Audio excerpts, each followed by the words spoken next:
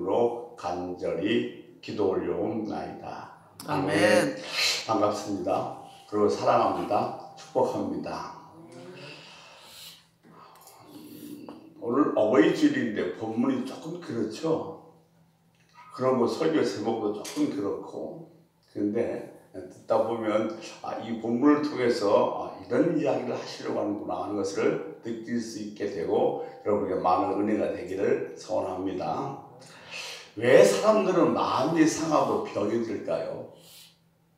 어떤 사람은 정말로 잘 살고 행복하게 살고 어떤 사람은 고통스러워하며 실패한 인생을 살까요?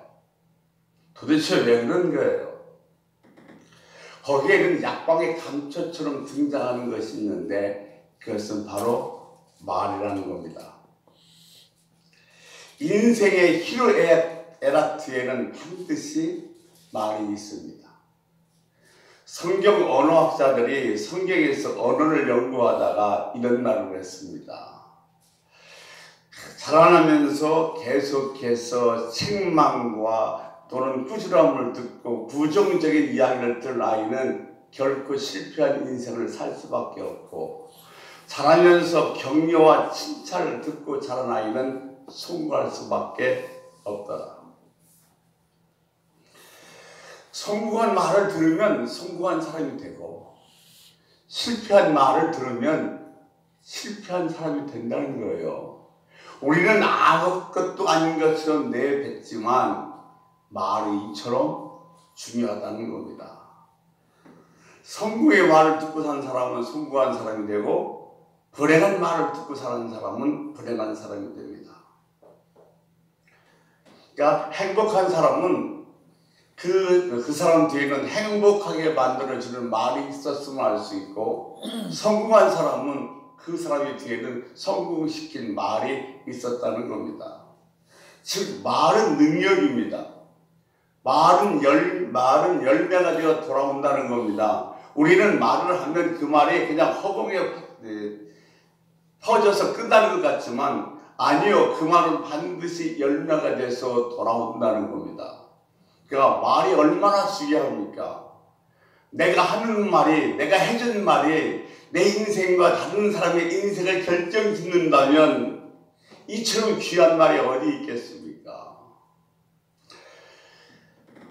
미국의 존슨 홈킨스 대학병원에 소아신경과의 벤 카슨이라는 박사가 있습니다. 그는 의학계에서 신의 소이라는 별명을 갖고 있습니다. 근데 그의 업적 쭉 살펴보면 4살짜리가 악성 종양 말기가 돼서 모든 의사가 포기했는데 이 벤 카슨이 수술해서 살려냈습니다. 이 만성 뇌성에 걸린 아이가 있어서 하루에 발작을 120번씩 합니다. 근데 그 아이를 수술해서 완치시켜놨습니다. 1987년도에는 아마 여러분이 신문에서 보신 것을 기억하실지 모르겠습니다만 몸과 머리가 붙은 새 쌍둥이가 태어났습니다.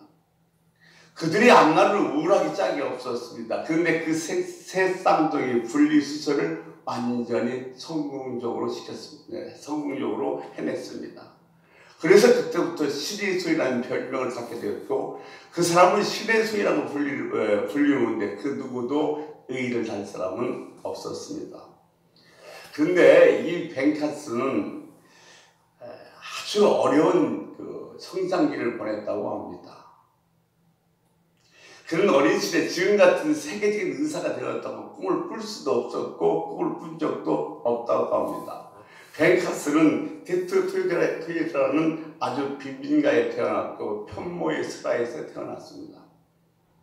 초등학교 5학년 때까지 구구단을 외우지 못해서 많은 학생들한테 놀림을 당했고, 또 피부 색깔이 걷기 때문에 또 따돌림을 당했고, 그래서 매일 싸움질하는 불량 소년에 불과했습니다. 이렇게 싸움질하고 공부도 못하는 이 벤 카슨 아들을 향하여 어머니는 한결같이 해준 말이 있는데, 이런 말을 계속해서 벤 카슨에게 해줬다는 겁니다. 할 수 있어.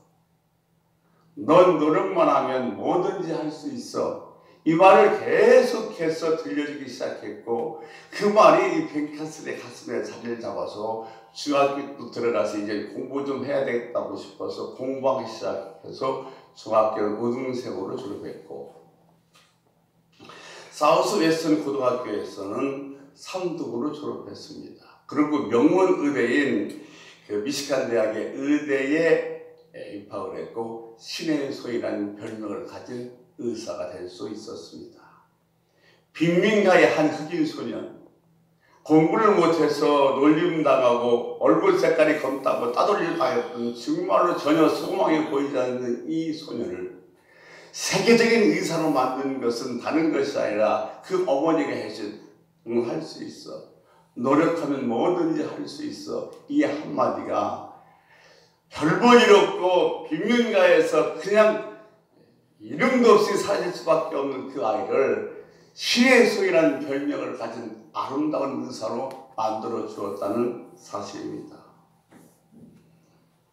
성공한 사람의 뒤에는 반드시 성공시킨 그 배경의 말이 있고 행복한 사람은 그 사람에게 행복하게 만든 말이 그 사람 뒤 배경에 있다는 겁니다. 보이지 않지만 말은 무한한 창조력과 능력을 가진 인생의 최대의 에너지가 말입니다. 사람은 말의 열매를 먹고 삽니다. 잠언서에서 우리는 입술의 복락을 배우고 있습니다. 즉 입술의 열매를 먹고 산다는 거예요. 내가 말한 그대로 내 인생은 사라져 간다는 겁니다. 말은 숨은 보물입니다. 그러니까 내가 말만 잘해도 내 인생은 얼마나 아름답고 고배로운 인생을 살 수 있는지 모른다는 겁니다. 마치 태양이 온 식물을 다 살려내듯이 말도 사람의 운명과 환경을 변화시키고 또 움직이게 하는 생명의 에너지를 갖고 있습니다. 여러분 말 잘하십시오. 아멘. 한번 우리 앞에 버티고 집사님들에게 이런 말 한번 해줬으면 좋겠어요. 당신은 잘 될 겁니다. 집사님은 잘 될 겁니다. 잘 되실 겁니다. 집사님은 기적의 주인공입니다. 잘 되실 것입니다. 김영 집사님, 시영 집사님 잘 되실 것입니다. 감사합니다. 무릎 꿇었습니다. 집사님은 복을 받을 겁니다. 자, 어느 초등학교에 다니는 5학년짜리 아들 중 목사님이 있었습니다. 그 아이는 야구부에 소속되어 있었다고 합니다. 어느 날 아이들이 자기가 오늘 시합이 있으니 아버지가 와서 응원 좀 해주었으면 좋겠다고 부탁을 하기에 스케줄을 다 조정해서 좀 늦었지만은 아들이 야구 시합하는 시합장에 갔습니다. 갔더니 아들이 일루수에서 수비를 보고 있습니다. 그래서 가까이 가서 아들에게 물었습니다. 지금 점수가 어떻게 되니? 그랬더니 아들이 하는 말이 0대9예요. 무심코 이 목사님 입에서 탁 튀어나온 얘기가 콜드 게임이네. 점수 차이가 많이 나면 야구는 9회 말이 내일부터 7회 말쯤 9대0 점수 차가 많이 나면 더 이상 역전 시킬 수 없기 때문에 심판이 시합을 중지시키는 것을 콜드 게임이라고 합니다. 적구만. 그랬더니 이 아들이 하는 말에 아버지 무슨 소리예요? 우리는 아직도 공격 한 번도 못 해봤는데 이게 2대 초인데 0대9로 지고 있는 거예요. 자, 그럭저럭 시합이 끝났습니다. 시합이 끝난 다음에 이 아버지 마음속엔 아주 이렇게 좀 감격스럽게 아니 어떤 충격적으로 다가온 말이 있었는데 그 아들의 말이었어요. 우리는 공격 아직 한 번도 안 해봤잖아요. 목사님은 0대9라는 0이라는 숫자에 초점이 맞춰져 있지만 아들은 아직도 공격을 한 번도 안 해본 무한한 가능성에 초점이 맞춰 있더라는 겁니다.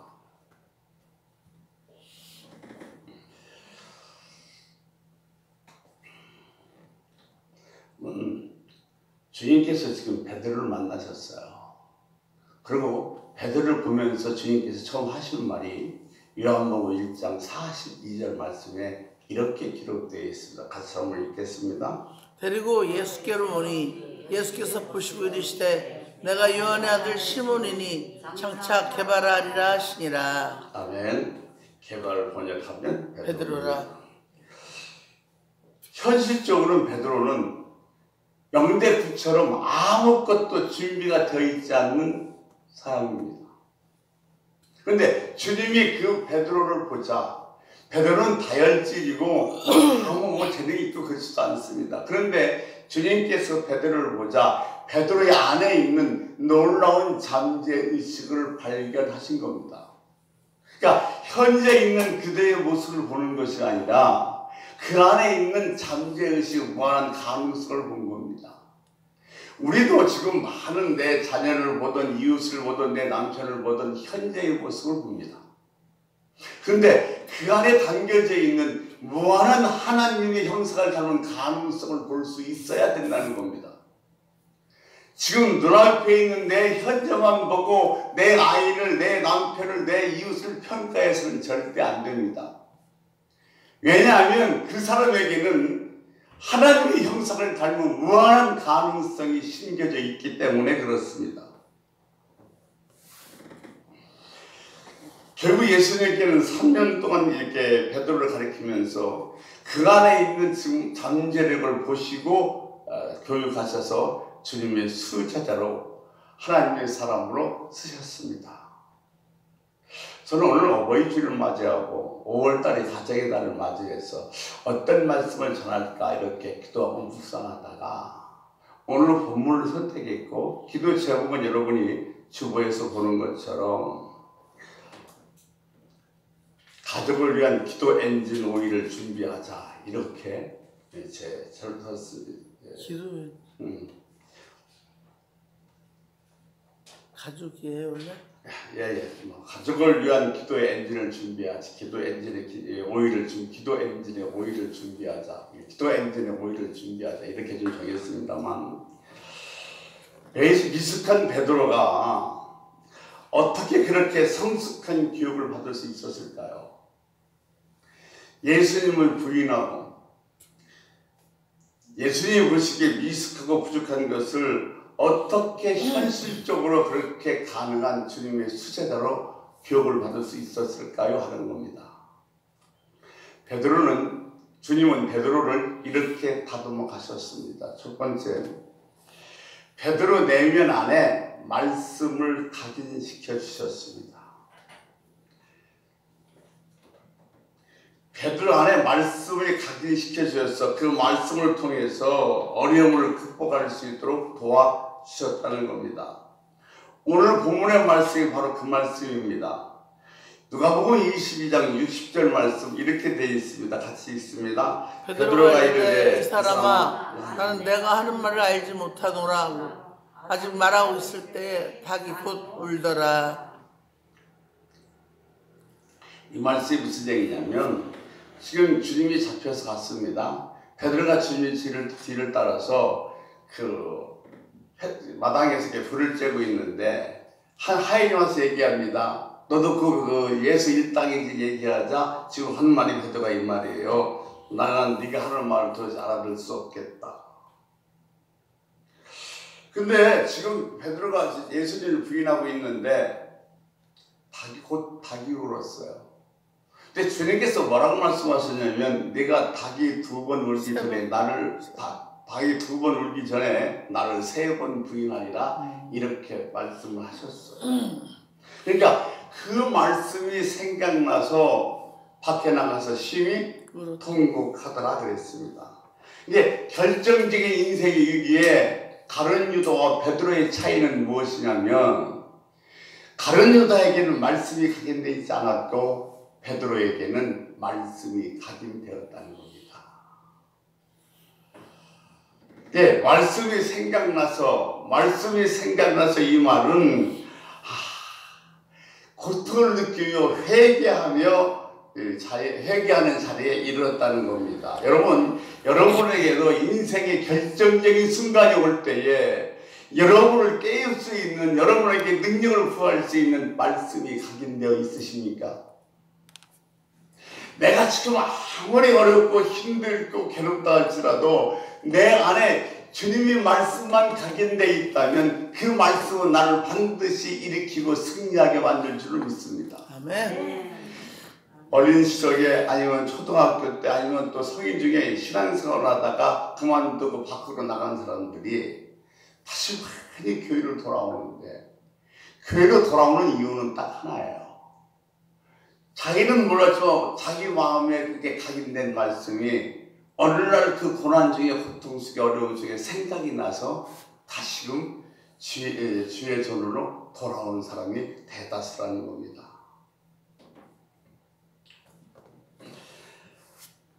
자, 베드로와 바로유다가 다른 길을 걸었었던 것은 베드로의 마음속에는 주님의 말씀이 각인되어 있었고 유다에게는 그것이 없었다는 사실입니다. 내가 의사라고 해서 자식에게 의사가 되기를 막 강요하면서 청진기 사용법을 가르쳐주고 환자들 상대하는 방법을 가르쳐주는 그런 아버지는 없을 거예요. 근데 어느 목사님이 이런 고백을 하시더라고요. 자기는 태어나서 보니까 아버지가 목사였어요. 그러니까 자기 의지와는 상관없이 예배에 참석했어야 됐고 제일 힘든 것은 아침에 깨워서 가정 예배를 드리는 것이 제일 힘들었다고 합니다. 한참 자야 되는데 6시와 7시 깨워서 가정 예배를 드리자고 해서 예배를 드리면 기도를 하시는데 왜 이렇게 오래 기도하시는지 깨웠다가 다시 자기 만드시더래요. 그리고 설교하시는 데는 그렇게 선지서 갔다가 신약에 갔다가 왜 이렇게 길게 설교하시는지. 그다가 마지막 기도하시는 데는 뭐라고 기도하시냐면 내 자식이 요셉과 같이 되게 해주세요. 그건 참 좋았대요. 왜냐하면 자기가 요셉을 좋아해서 그런 것이 아니라 그 기도하면 예배가 끝나니까. 근데 더욱더 큰 것은 용돈을 주시는데 용돈도 알량한 용돈을 주시면서 꼭 하나님 말씀 한 절을 외워야만 용돈을 주셨다는 겁니다. 그러니까 하는 일이 뭐냐면 짧은 성경 구절을 찾는 거예요. 왜냐하면 길이면 외우기가 복잡하니까. 근데 어느 날 마태복음 17장 22절 말씀해 보니까 없음이에요. 그래서 아버지에 가서 마태복음 17장 21절 없음 그랬다가 아주 꾸지람을 많이 들으셨대요. 근데 자기가 미국으로 이민을 가서 이민생활 정말 그 옛날에 얼마나 힘들었고 어려웠어요. 지금도 마찬가지지만 답답하고 힘들고 괴로웠을 때 자기를 살린 것은 자기는 용돈을 받으려고 외웠던 그 하나님 말씀이 자기 마음속에 각인되어서 그 말씀이 자기를 살리고 힘을 주고 일어서게 만들었다는 겁니다. 아멘.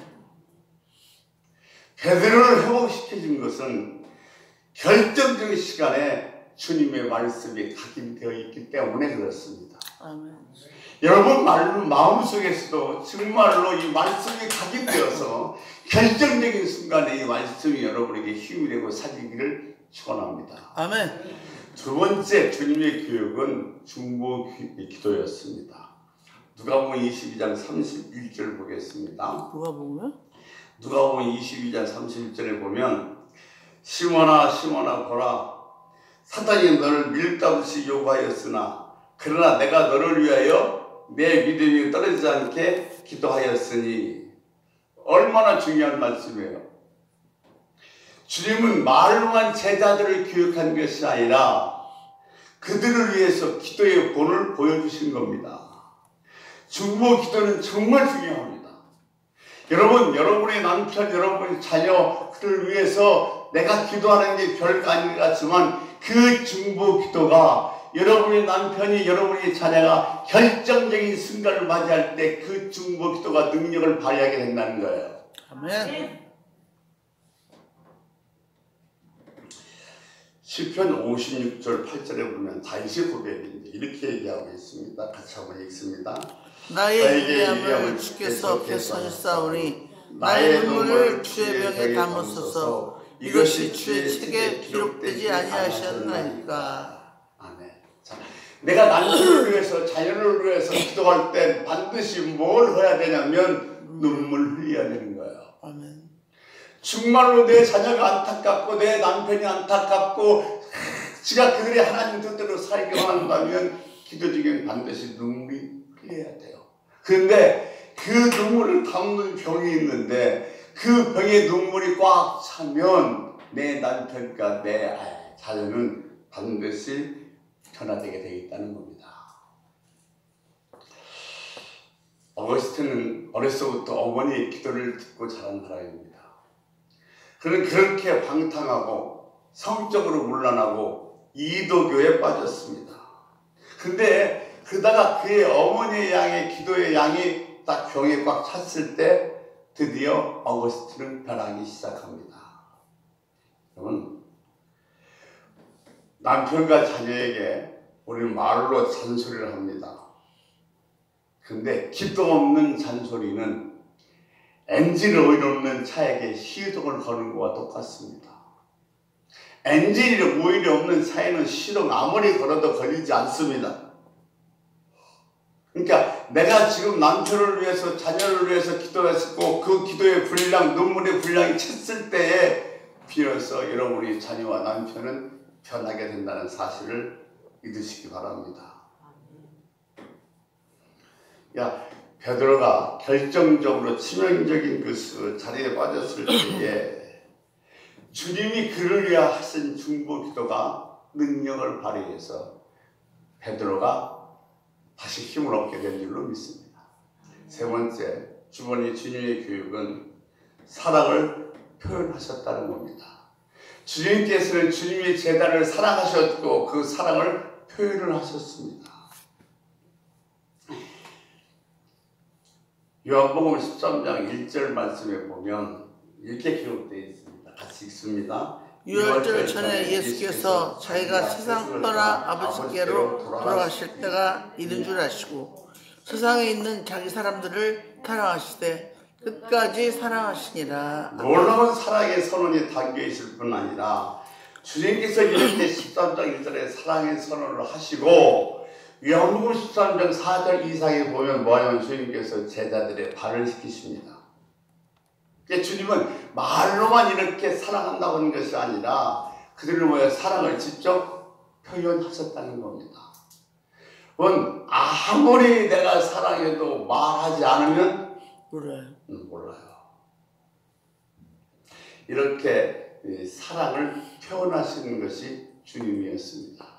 제가 이 요한복음 13장을 언젠가 읽고 묵상하다가 이런 기도 제목을 한번 생각해 왔었어요. 하나님, 말로만이 아니라 진짜 사랑하게 해주세요.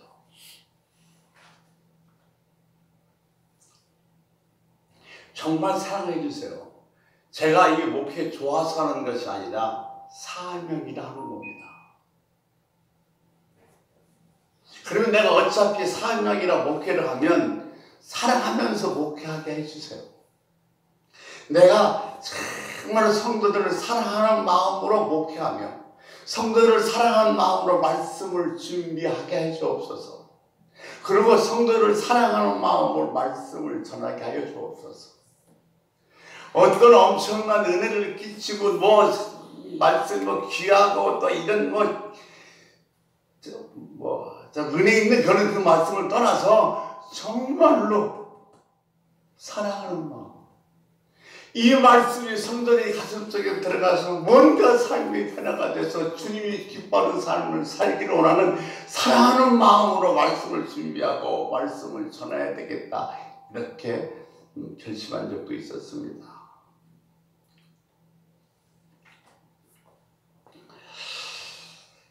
근데 또 하나는 그런 사랑을 주면서 그런 사랑을 표현하게 해주세요. 참 제가 저를 봐도 이 표현 정말 못합니다. 제 아내에게도 제 자식에게도 우리 부모에게도 정말로 이 사랑에 대한 표현을 끔찍할 정도로 못해요. 경상도 사람들이 무뚝뚝하다고 하잖아요. 지금은 안 그랬지만 경상도 사람이 집에 오면 딱 세 마디, 밥 줘, 아이는 자자, 이 세 마디뿐이라고 하는데 정말로 저도 이 표현을 못해서 안타까울 때가 참 많아요. 근데 안 돼요. 내가 경상도 남자도 아닌데 어떻게 뷰가 없어서 그런지 용기가 없어서 그런지 사랑한다는 어떤 그 고백을 사랑한다는 말을 하기가 정말 쑥스러워요. 안 행복해요.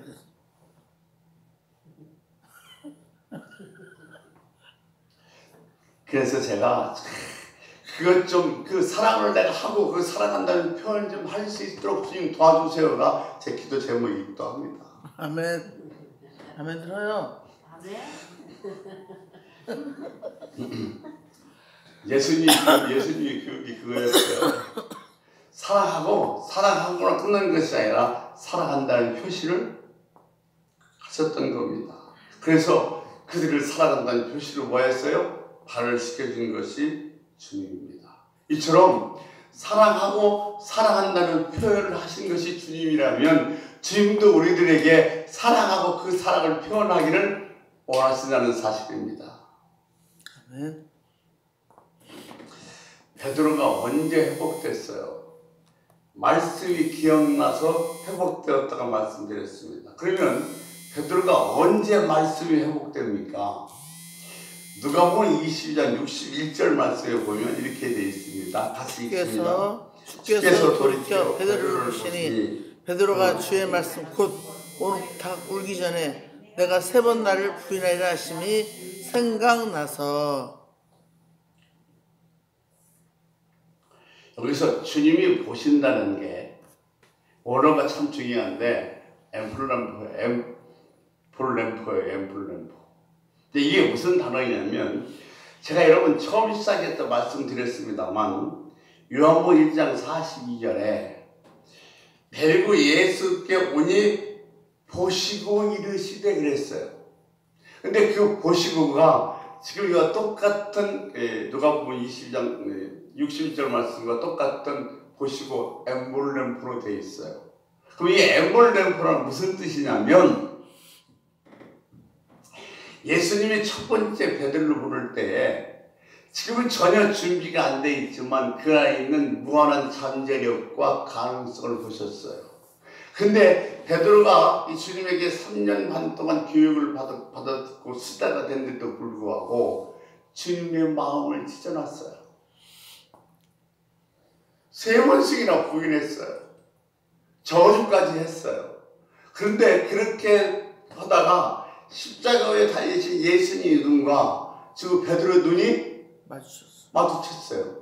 그 순간 베드로는 말씀이 생각나서 다시 회복된 겁니다. 그런데 십자가 위에서 주님이 베드로를 바라보시니 그 보시는 눈이 맨 처음 베드로를 만났을 때의 잠재력과 가능성을 보신 그 눈, 엠블렘포로 지금 주님께서는 베드로를 보셨다는 거예요.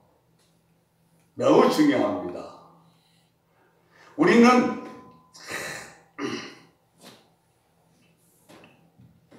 이게 안 돼요. 처음에 정말 남편이 잘해주고 돈도 잘 벌고 하면 그냥 가능성도 있고 기대감도 되는 엠블렘프를 바라보는데 돈도 못 벌어오고 속도 시키고 말도 안 들으면 어떻게 해요? 이런 인간이네 싶어 그런 눈으로 바라본단 말이죠. 그러니까 우리 바라보는 눈은 시조일관 같지를 않아요. 그런데 지금 주님께서는 베드로를 처음 만났을 때나 베드로가 주님을 배반했을 때나 주님의 마음을 찢어서나 똑같이 기대와 희망을 가지고 그를 바라보셨다는 거예요.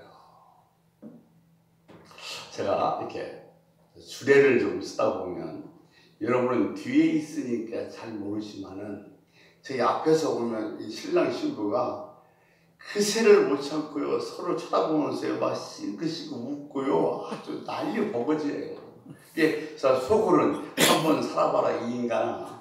이제 그렇게 말하고 싶을 정도로 정말 물결로 이렇게 쳐다보고 막 뿔이 뚝뚝 떨어져요.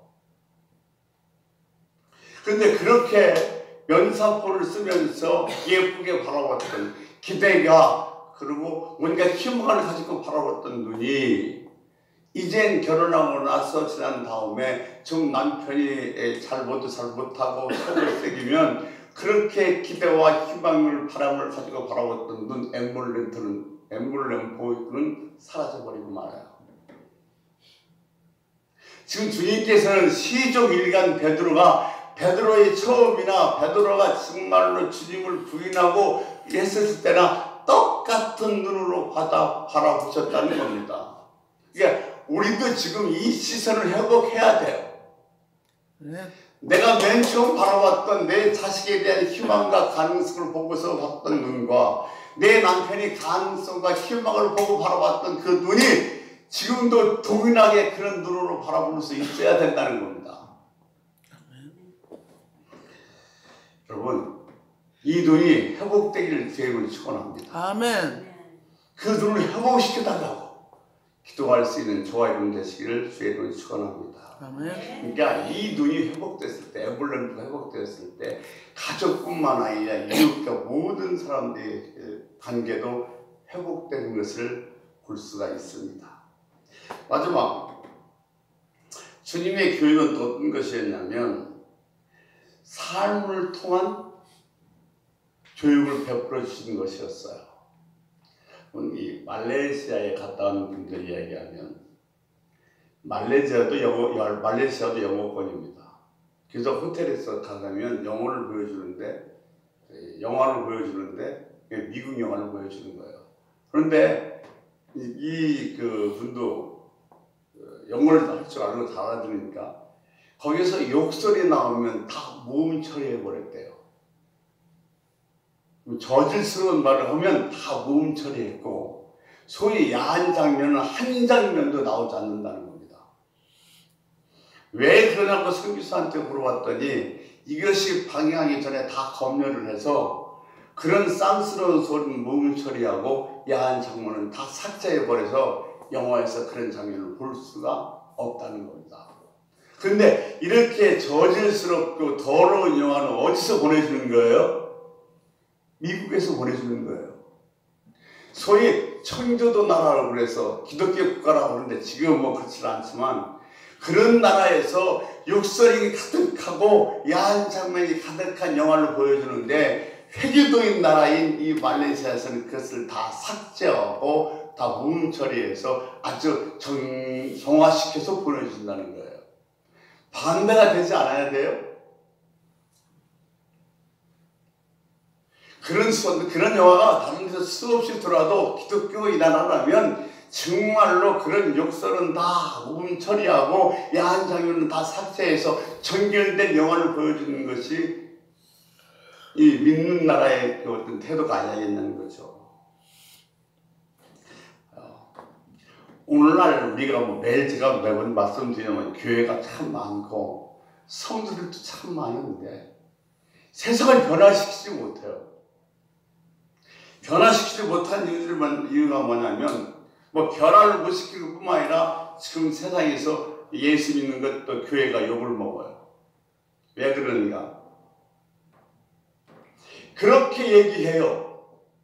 정직하게 살아야 된다. 가지 말라는 것은 가지 말아라. 순결하게 살아야 된다. 그렇게 말은 하지만 실상은 그렇게 살지 않는다는 거예요. 보세요. 운전대를 잡으면 틈만 있으면 사이사이 끼어들고 신호는 그냥 거의 무시하고 다니면서 자녀들에게는 뭐라고 얘기하냐면 질서를 지켜야 된다고 얘기하는 것. 이것이 우리 현실이 아닌가요?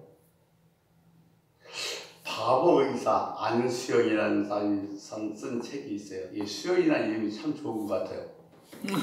괜찮은 사람들이 많아요. 그 사람이 많은 사람부터 이제 존경받는 젊은이인데 그 책을 쓰면서 그 책에다 이런 얘기를 했었어요. 너무나 높은 담벼락을 만난 적이 있는가? 도저히 넘을 수 없는 소름 끼친 그런 높은 담벼락을 말이다. 그러나 그런 담벼락을 뛰어넘는 사람들이 있기에 그 과정을 목도한 순간 나도 저 담을 뛰어넘을 수 있겠구나 하는 새 희망을 갖게 되는 것이다. 무슨 말이냐면 자기가 조금이라도 반듯하게 살았고 자기가 조금이라도 다른 사람들에게 주변에서 인정을 받고 있다면 그것은 자기가 뭐가 잘나도 괜찮아서 그런 것이 아니라 자기 앞서서 정말로 아름다운 신앙의 본을 보여준 선배들이 있기에 자기는 그것을 보면서 저절로 따라갔을 뿐이라는 거예요.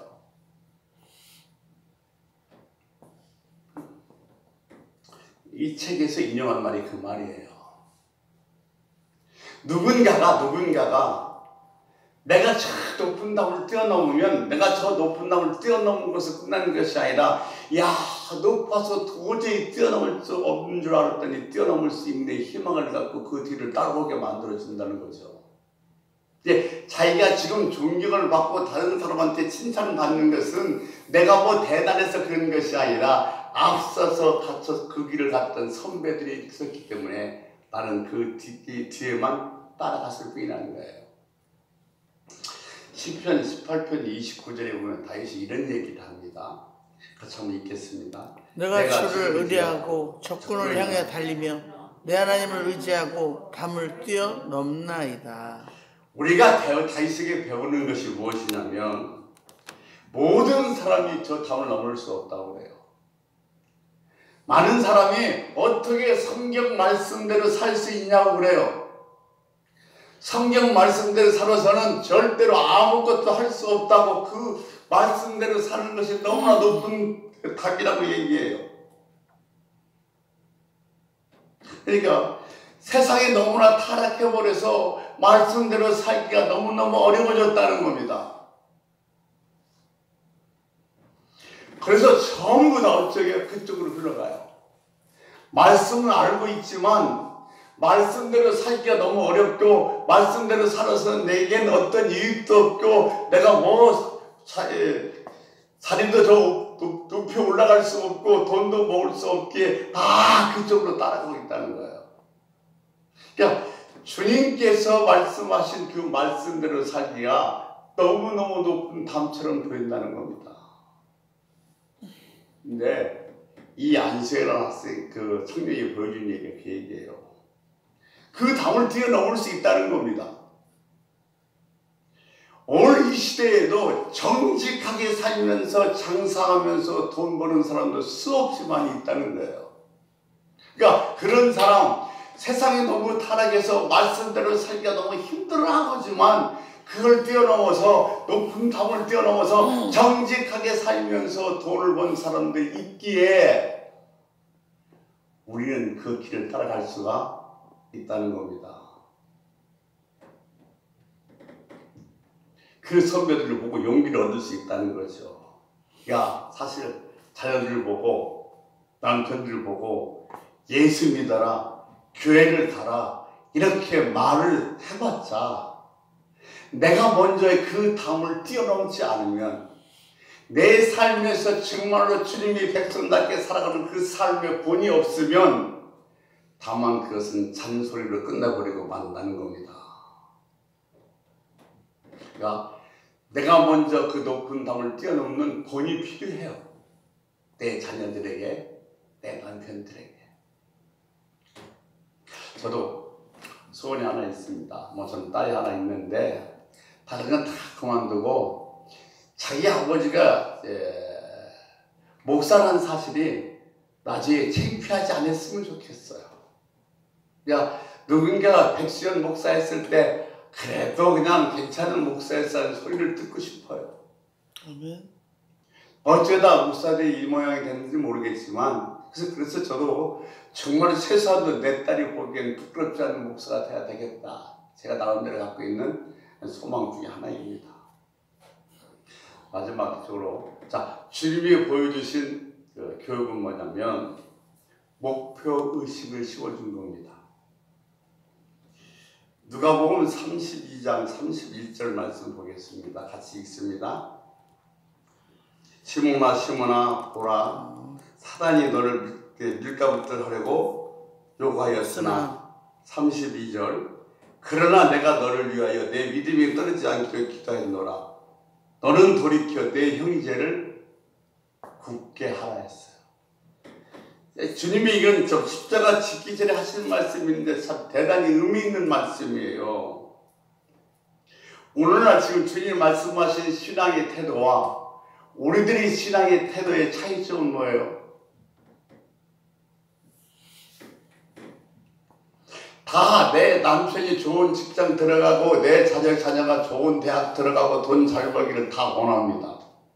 그런데 정말 중요한 거 한 가지가 빠졌어요. 주님이 가르쳐주신 신앙의 태도와 우리들이 신앙의 태도의 다른 점은 뭐냐면 주님은 왜 그래야 되는지를 설명하셨어요. 내가 돈을 많이 벌어야 돼요. 왜요? 내 남편이 돈 많이 벌으라고 해요. 왜요? 내 자녀가 좋은 대학 되고 돈 많이 벌어야 돼요. 왜요? 왜 그래야 되는지 목적의식을 주님께서 심어줬는데 오늘날 우리들은 그것을 심어주지 못하고 있다는 겁니다. 그러니까 주님은 지금 주님이 제자들에게 분명한 목표의식을 심어주고 계신 거예요. 오늘 이 본문을 유진 피터스라는 사람은 이렇게 의역을 했어요. 시몬아, 내가 굴복하거나 지쳐 쓰러지지 않도록 내가 특히 너를 위하여 기도했다.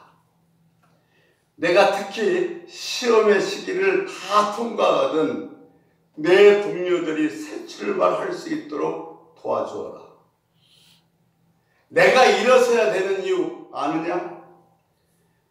내가 왜 담을 뛰어넘어야 되는가 그 이유를 아느냐?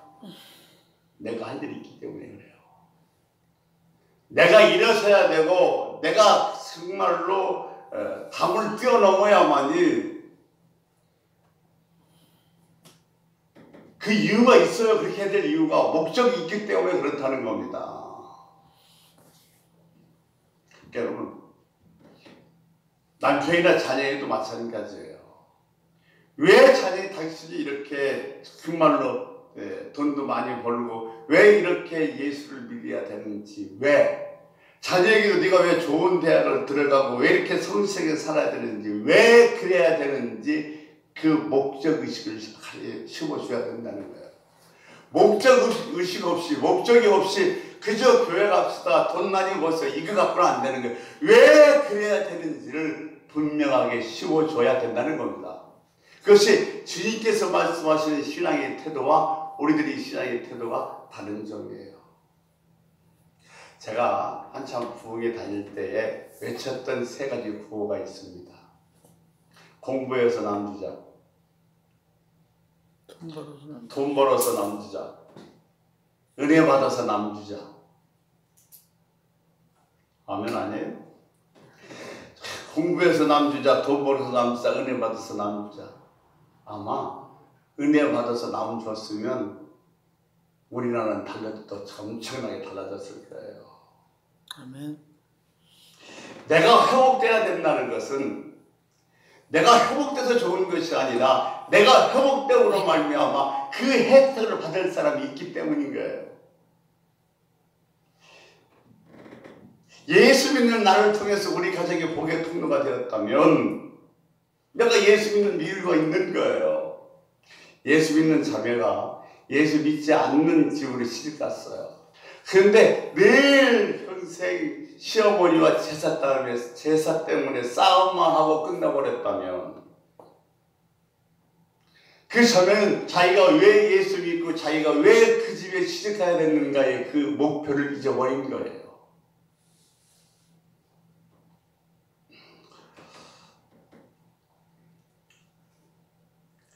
주님이 베드로에게 부탁하셨던 것.